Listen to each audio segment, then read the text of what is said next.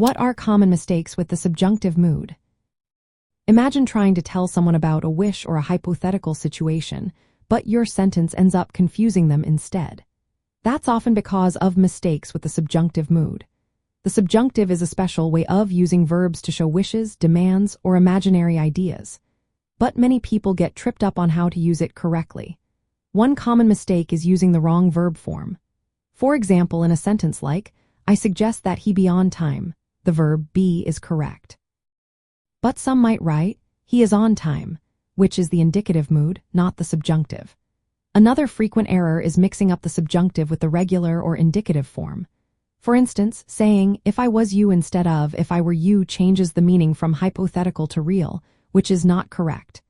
The word were is always used in these situations, no matter what the subject is. People also forget to include the right prompt phrases that signal the subjunctive mood. Phrases like I wish, it is important that, or I recommend are clues that the following verb should be in the subjunctive. Missing these clues can lead to incorrect verb forms. Another mistake is subject-verb agreement. Some think that verbs should match the subject in number and person, but in the subjunctive, the verb stays in its base form like be or go, regardless of who the subject is. For example, saying he is necessary instead of he be necessary is wrong. Some writers also overuse the subjunctive where it's not needed, making sentences sound overly formal or complicated. Others might underuse it, missing chances to clearly express wishes or hypothetical ideas.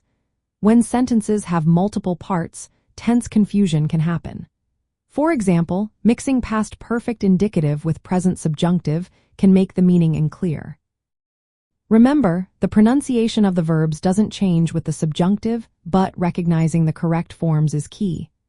To avoid these mistakes, memorize common trigger phrases and the correct verb forms.